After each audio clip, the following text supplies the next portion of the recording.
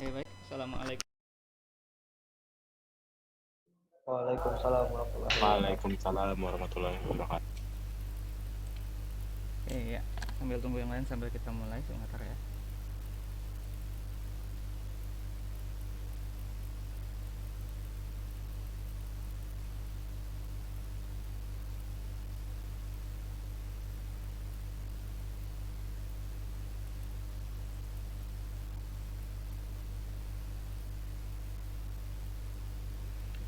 Saya share screen dulu. Jadi minggu depan itu sudah lebaran ya, tapi sampai hari ini belum ada edaran mengenai libur perkuliahan. Kalau libur nasional itu cuman sehari sebelum lebaran. Jadi kan lebaran tanggal hari Kamis ya, saya lupa tanggalnya 12 atau 13 itu. Artinya kalau ikut libur nasional liburnya cuma hari Rabu. Tapi tapi kayaknya untuk minggu depan penggambaran semoga aja libur sih hari Senin ya, sudah mulai, nanti kita tunggu kabarnya. Soalnya kalau lihat yang di e-learning hari ini kan tachymetry, terus kita tinggal gambar situasi terus UAS. Jadi setelah lebaran kita kan UASnya tanggal berapa lebaran, UASnya tanggal 1 Juni. Jadi seminggu habis lebaran tuh pasti penggambaran. Jadi mungkin kita sepakati aja libur nggak libur, minggu depan kita libur ya. Oke. Karena habis tachymetry ini tinggal penggambaran situasi, itu saya cuma mengenalkan sedikit, itu gampang, itu untuk tentang AutoCAD aja. Setelah itu kita UAS nanti. UASnya, jadwal UASnya tanggal 1, tapi tanggal 1 Juni itu libur, hari kesaktian Pancasila kalau nggak salah. Jadi teknisnya kalian kalau nggak tanggal 30, tanggal 1 Selasa, kalau nggak UASnya mulai tanggal 30, mulainya hari Rabu. Oke, baik, kita mulai dulu yang tachymetry ini. Oke, jadi tolong kalau suara saya hilang lagi saya dikasih tahu ya. Makasih. Ini kita bicara tachymetry. Kenapa spotlight? Nah, tachymetry. Jadi tachymetry ini metode untuk membuat peta sebenarnya. Nah, jadi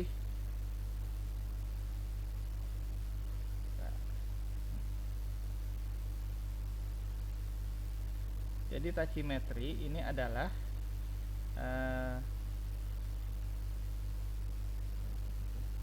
suatu pemetaan detail lengkap atau situasi, yaitu pengukuran dengan menggunakan prinsip tachymetry, di mana tacheo artinya menentukan posisi dengan jarak, itu untuk membuat peta yang dilengkapi dengan data-data koordinat planet X, Y, Z atau peta situasi secara menyeluruh dari permukaan bumi. Jadi tachymetry ini lebih khusus teknis untuk pengukuran dengan menggunakan theodolit atau total station, karena bicaranya X, Y, Z. Kalau water pass kan kita cuma bicara 2 sumbu. Nah, oke. Nah, jadi dasar teorinya tachymetry ini seperti kalian belajar matematika, ada sumbu koordinat X, Y di situ. Dan Z-nya adalah tembus layar. Jadi secara grafis, maka kalau cara polar itu kita bedakan menjadi 2, yaitu pertama argumen azimut, magnetis, dan jarak. Ini yang kita gunakan di praktikum IUT, kita pakai ini. Jadi contohnya kita berdiri di titik 0, kita mau menggambarkan persegi ini. Jadi untuk bisa menggambarkan persegi ini, maka minimal kita perlu 3 titik, 1, 2, 3 titik. Yang di sini kita bisa gunakan dengan menghubungkan antara A dan C, atau kita bikin dia cerminan dari B. Nah, supaya bisa dapat mengetahui koordinatnya A, B, dan C ini, maka kita lakukan pengukuran. Jadi targetnya itu tachymetry ini adalah dapat koordinat titik ya, X, Y, ketinggiannya Z. Tapi kalau di peta kan kita X, Y. Nah, Z-nya kita gambarkan dalam bentuk apa? Dalam bentuk garis kontur. Jadi kita taruh alat di O, di 0, di mana dari 0 ini sudut A kelihatan, sudut B kelihatan, sudut C kelihatan. Dan dari sudutnya semuanya berdasarkan arah utara magnet, utara kompas. Misalnya dari titik 0 ke titik A, maka sudutnya dari utara adalah sebesar OA dengan jarak D OA. Kemudian ke titik B, sudutnya dari utara adalah OB dengan jaraknya D OB.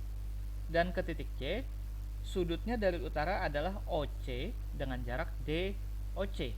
Nah, maka kita peroleh data pengukuran A, ada sudut A, delta OA, dan ada DOA yaitu jarak. Ini sudut dan jarak. Titik B sama B kita ketemu dari sudutnya OB dan jarak DOB. Dengan punya sudut punya jarak kita bisa menggambarkan titik A, titik B yang di sini, dan titik C. Nah, titik C juga gitu. Kita punya sudutnya delta OC, kita punya jarak DOC dari titik O, maka secara grafis kita bisa menggambarkan posisinya. Dengan catatan harus sesuai skala ya di sini. Nah, disinilah makanya kalau misalnya setelah selesai pengukuran kita plotkan ke dalam AutoCAD, karena dengan AutoCAD kalian lebih gampang untuk memplot seperti ini.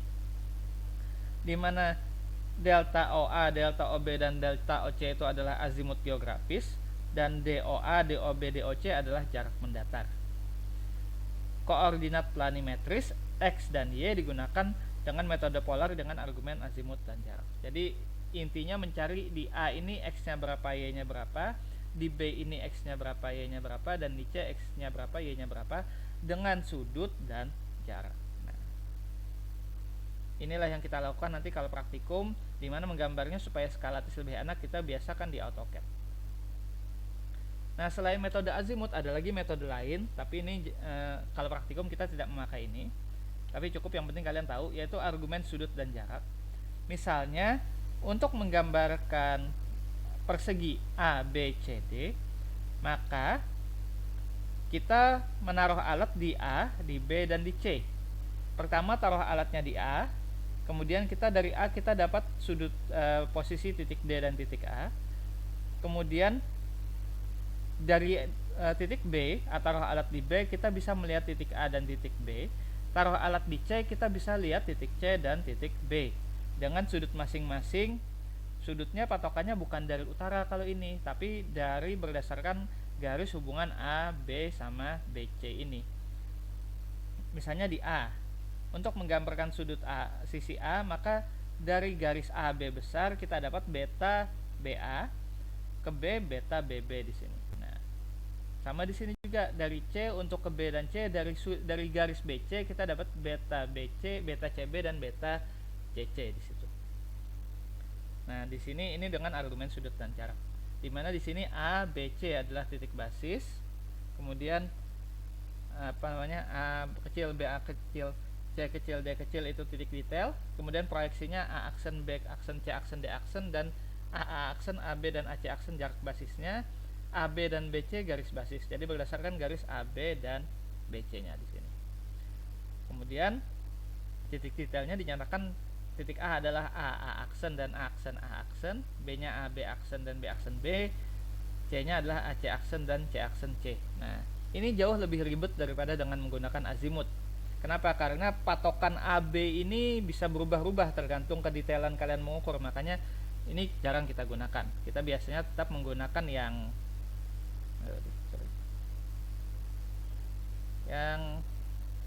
nih secara grafis ini. Nah.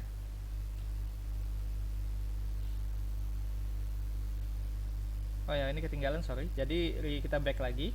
Nah, tujuannya tadi, contoh tadi menggunakan azimut atau menggunakan basis tadi adalah untuk membuat peta situasi. Tujuannya pertama membuat peta teknis, yaitu peta skala besar, bisa 1:5000 atau sampai dengan 1:2500, dan digunakan untuk keperluan pekerjaan perencanaan dan lain-lain. Jadi kalau di sipil kita bicaranya ini skalanya 1:500 sampai 1:2500. Tapi kalau sudah gambar A3, gambar detail, biasanya kita pakai skala 1:100. Jadi biasanya untuk gambarkan tampak itu 1:100 di A3 biasa kayak gitu. Atau yang lebih besar adalah peta tematis. Nah, 1:5000 sampai 1:10.000. Ini digunakan untuk tema atau topik tertentu. Kalian ingat pertemuan pertama kemarin macam-macam peta. Nah, ini tadi sudah grafis dengan azimut sama dengan sudut jarak. Nah, ada lagi kalau tidak dengan cara grafik, kita pakai cara trilaterasi atau dengan cara ya Pythagoras lah, poligon di sini. Jadi kita mau menggambarkan bangunan A kecil, B kecil, C kecil, D kecil, E kecil, F kecil. Ini kita bangunan yang akan kita gambarkan ini. Maka kita taruh alatnya di A, di B, dan di C. Ini adalah sebagai titik basis. Kemudian dari A, lihat F, A, dan B. Dari B, lihat A, B. Dari C, lihat B. Nah, sama sampai ke belakangnya sini juga. Itu adalah titik-titik detailnya. Dengan jaraknya, A besar A itu, A besar A, nih, A besar ke A. Kemudian B besar ke A, C besar sama ke B, sama C besar ke C, itu adalah jarak pengikatan. Jadi tetap harus tahu jaraknya juga. AP adalah titik kontrol dan AB BC adalah garis basisnya di sini. Jadi kurang lebih kayak tadi dengan metode argumen sudut dan jarak ini. Dimana titik detailnya dinyatakan, contohnya titik A di sini adalah A kecil, A besar A dan BA. Nah, agak sulit, kenapa? Karena patokan ini akan berbeda-beda. Nah, makanya kita pakai yang azimut, karena utara itu kan jelas, semuanya tidak akan menimbulkan persepsi masing-masing kalau patokannya adalah utara bumi. Kalau ini bisa menimbulkan persepsi masing-masing, posisi A, B ini, apalagi kalau cuman berdasarkan GPS itu bisa berubah. Nah, untuk mengukur jarak dan sudut tadi, apa yang kita gunakan adalah biasanya karena bicara sudut maka kita pakai theodolit atau total station. Nah, ini contoh. Jadi dari titik A, posisi alat di A, kita mau mengukur posisi rambu di B. Yang kita ukur apa? Yang kita perlukan adalah jaraknya di sini dan beda tinggi. Beda tinggi itu nanti yang untuk titik Z-nya. Di titik A kita tempatkan alat, di mana alat setinggi.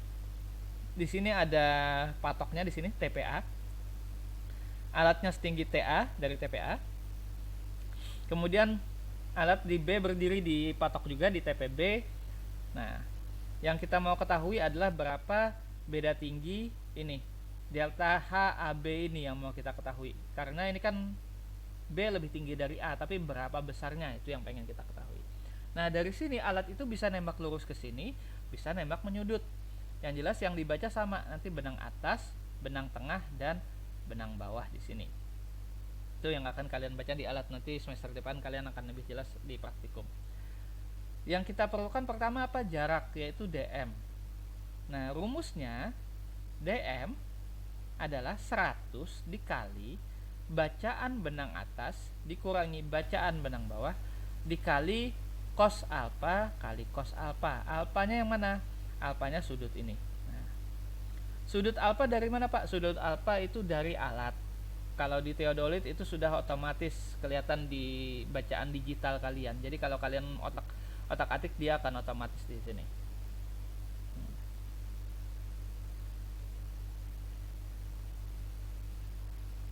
Kalau waterpass kan nggak ada bacaan ininya, bacaan vertikalnya di sini.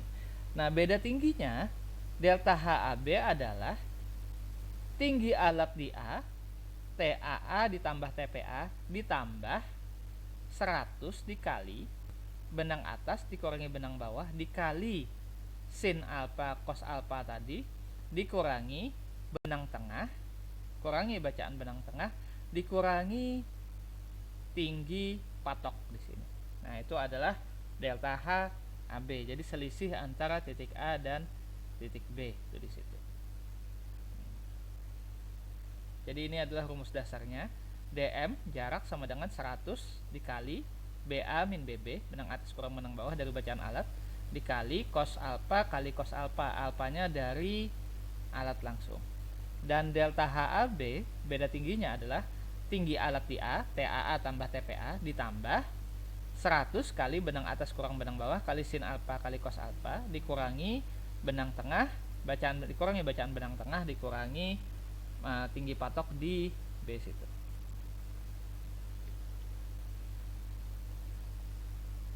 Nah, jarak mendatar tadi kalau misalnya dia 90 derajat, maka yang cos alfa sin alfa tadi hilang. Nah, jadinya dia jadi waterpass, sehingga Kalau di waterpass, nih kalau di theodolit ya, rumus ini kalau di theodolit, kalau di waterpass maka jarak mendatarnya menjadi DO sama dengan 100 kali benang atas kurang benang bawah. Ini adalah jarak mendatar, jarak optis kalau di waterpass. Kemudian karena tidak tegak lurus kalau waterpass, maka benang BA aksen BB aksen sama dengan BA kali BB cos alpha. Ini kalau untuk kontrol kalau dia meleset. Sehingga di sini jarak mendatarnya di waterpass menjadi 100 kali benang atas kurang benang bawah cos alpha di sini. Ini adalah kemiringan sudut dari alat itu sendiri. Nah, ini jarak mendatar yang DM atau DO-nya. Nah, dimana kalau lihat persamaannya, DM sama dengan 100 BA min BB cos alpha dan D0 DO adalah 100 BA min BB cos alpha, maka DM sama dengan D0 kali cos alpha sama dengan DM sama dengan 100 kali benang atas kurang benang bawah kali cos alpha kali cos alpha. Nah, ini adalah asal dari rumusnya itu.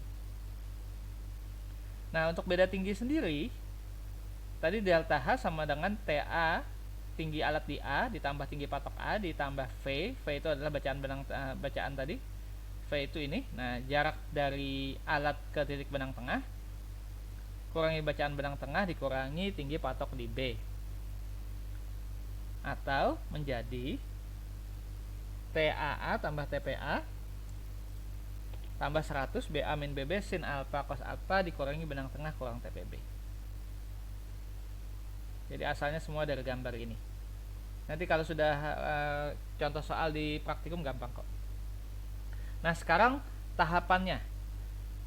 Jadi pertama ada tahapan persiapan, kemudian pasang patok, baru mengukur patok, mengukur titik, kemudian baru pengolahan data. Pengolahan data itu tadi mencari DM-nya berapa, delta H-nya berapa, baru penyajian data. Sekarang kita lihat satu-satu. Persiapan. Nah, persiapan ini boleh iya, boleh enggak. Tapi bagusnya sih iya. Untuk apa? Supaya tahu medannya dulu. Jangan tiba-tiba kaget. Tanpa persiapan datang ke lapangan pakai sepatu safety, ternyata medannya itu rawa. Nah, seharusnya pakai sepatu boot kan nggak pas. Nah, itu gunanya tahapan persiapan. Pertama, pembuatan ikhtisar pekerjaan, kemudian mengira kira-kira titik utamanya di mana saja supaya nggak terlalu lama nanti pas pengukuran. Kemudian memeriksa dan mempersiapkan alat ukur utama dan tambahan yang sesuai dengan TOR. Jadi sesuai dengan kontrak ya. Kalau kontraknya theodolit ya bawa theodolit, jangan bawa waterpass. Kemudian mengatur mobilisasi dan distribusi personel dan alat ukur agar menjadi lebih efisien, efektif dan ekonomis. Kemudian yang nomor 4 ini opsional, pembuatan titik BM. Kalau tidak bikin titik BM bisa aja kita pakai BM yang ada atau pakai BM lokal, yang penting ada patokan. Biasanya kita bisa pakai permukaan aspal atau bikin PM dari patok kayu bisa. Kemudian menyediakan base camp untuk pusat pengolahan data, kepentingan logistik, mobilisasi alat dan personel, dan tempat untuk komunikasi dengan pemilik pekerjaan. Nah, 5 ini opsional juga sih sebenarnya, nggak perlu base camp, kalau bisa bolak-balik nggak apa-apa. Tapi kalau memang lama ya cari base camp yang enak, agak enakan dikit lah. Nah, ini alat yang dibawa, bisa waterpass, bisa theodolit, bisa total station, tapi yang jelas harus ini. Nah, coba lihat yang ini rambu, ada 10-9 ini. Nah, ini tadi yang bacaan benang atas, benang tengah, benang bawah itu, ini yang kalian baca yang di sini. Ini 10 cm. Putih ini 1 cm, orange 1 cm, 1 cm, 1 cm, 1 cm, 1 cm, jadi 10 cm.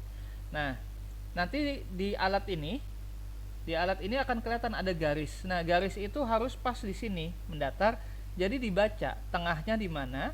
Kalau tengahnya di sini misalnya, di yang saya highlight ini, maka benang tengahnya itu adalah sekitar di posisi 7,5. 7,5 tambah 10. Jadi benang tengahnya di posisi 9,75 karena 10-nya di atas. Nah, itu di situ benang tengahnya. Benang atas, benang bawah ya baca di sini. Makanya saya sering bilang supaya nggak salah baca di sini persepsi ganda, yang pegang alat itu jangan ganti-ganti. Jadi kalau misalnya dia baca di sini 0,2 tetap aja standar gitu. Nah, tapi kalau kalau total station yang dibaca adalah prisma ini. Jadi kita nggak perlu nyatat, dia langsung record di sini. Makanya total station biasanya lebih cepat.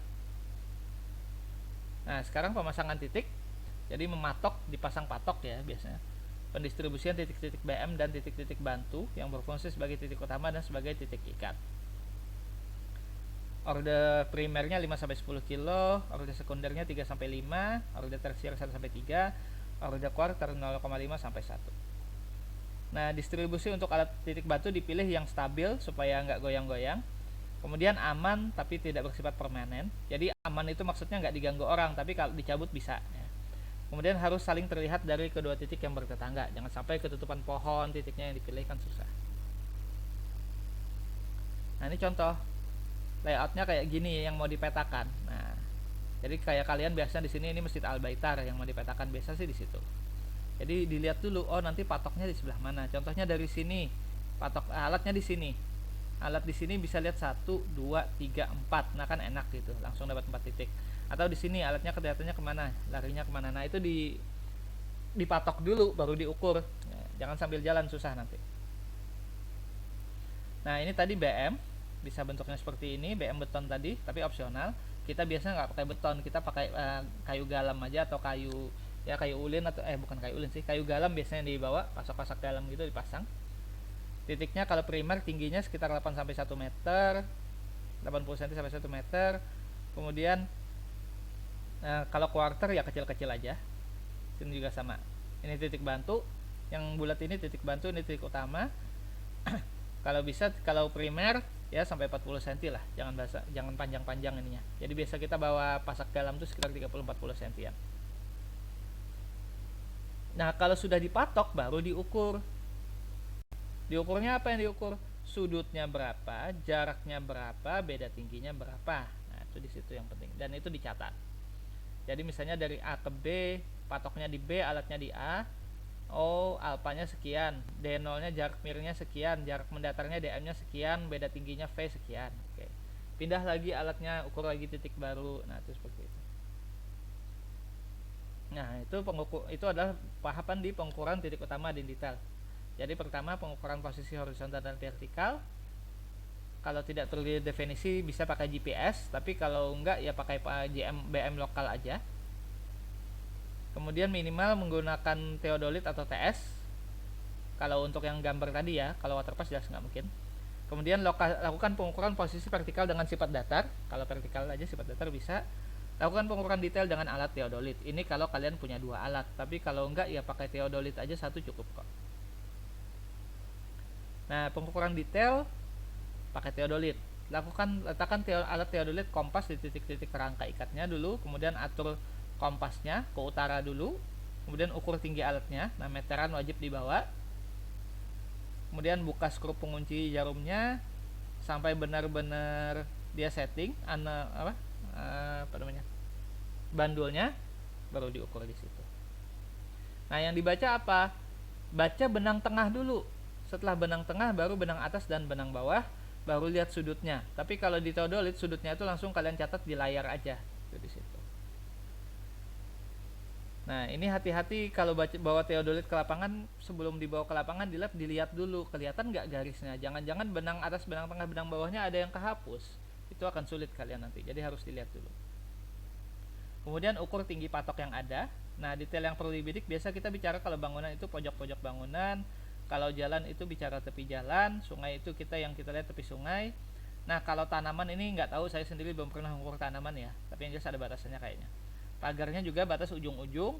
Kalau saluran atau gorong-gorong jembatan itu di dasar salurannya, kita kalau kering turun ke bawah, kalau basah ya tancapkan aja. Kemudian titik-titik yang berbeda sesuai dengan skala yang digunakan. Nah, supaya nggak bingung dilakukan searah dengan jarum jam. Kemudian jangan lupa dibikin sketch. Sketch ini bukan gambar skalatis, jadi sketch ini gambar kasar. Tapi dengan gambar kasar ini kalian akan ingat yang kalian ukur ini maksudnya titik A itu di mana posisinya. Nah, kemudian ada formnya. Nanti kalau praktikum ada formnya. Nama pengukur siapa, nama penulisnya bagaimana, daerah pengukuran di mana, tanggalnya gimana. Nah, kemudian kalau perlu kita bisa koreksi. Kalau setelah selesai baru kita pindah ke titik lain. Nah, ini sketsa jangan lupa. Nah, sketsa ini kasar aja, tapi yang penting orang yang bikin sketsa tahu, oh ini maksudnya titik A tuh di sini, B tuh di sini. Biasanya kalau saya bawa A40 tuh banyak kalau pengukuran, jadi bikin sketsanya tinggal ambil kertas-kertas aja. Nah, kalau sudah itu baru pengolahan data. Tadi itu kan cuma dapat benang atas tengah bawah. Dari bacaan benang atas tengah bawah sama sudut tadi, baru kita olah datanya supaya dapat jarak mendatar tadi sama beda tinggi. Nah, langkah-langkahnya pertama semua titik referensi, peta, standar dan lain-lain harus sudah dalam bentuk yang jelas. Biasa pakai Excel kita di sini supaya gampang. Kemudian cek semuanya, apakah sudah diinput semua, baru proses perhitungan. Nah, urut, jadi tanggal yang sama dulu, kemudian perhitungan kerangka horizontalnya, jadi cari jaraknya dulu, kemudian baru cari beda tingginya untuk gambarkan kontur, baru hitung detailnya, sudutnya, tinggi alat dan tinggi patok, baru direkap. Kalau sudah selesai siap digambar, baru digambarkan. Dapat digambar dalam manuskrip. Untuk pekerjaan ini dapat dilakukan dengan langkah kumpulkan lembar hasil hitungannya, pakai milimeter. Ini gambar zaman dulu pakai milimeter ya, kalau sekarang langsung di AutoCAD nggak apa-apa. Buat sistem grid di AutoCAD gampang, pakai grid itu kalian bikin garis-garis aja. Kemudian tentukan skalanya, tentukan koordinat awal, baru diplot dengan titik-titik tinggi titik dan kerangka pada detail. Nah, yang penting di K ini harus dilihat konturnya supaya kelihatan turun naiknya gimana. Kalau kalian cuma menggambarkan denahnya aja nggak ada kontur, ya itu cuma menunjukkan letaknya di situ tapi beda tinggi nggak kelihatan. Ini zaman dulu di blot dikalkir. Kalau kita sekarang artinya ini di plot, di print di AutoCAD. Nah, jangan lupa di sini harus ada bingkainya. Jadi harus ada skalanya, arah utaranya di mana, legendanya apa, indeksnya bagaimana. Nah, kalau beda tinggi tadi digambar di garis kontur. Jadi garis kontur ini adalah garis lengkungan yang tertutup, tidak bercabang atau terputus, dan menggambarkan daerah yang memiliki elevasi sama. Jadi kalau dia nyambung artinya elevasinya sama. Garis kontur terputus hanya dan jika hanya ada di batas peta. Jadi dia pasti nyambung terus, nggak boleh putus. Untuk daerah yang berbukit atau terjal, garis kontur makin rapat, dia makin tinggi, makin terjal, makin rapat. Untuk daerah datar, maka garis kontur tampak menjadi jarang-jarang. Garis kontur yang melewati sungai di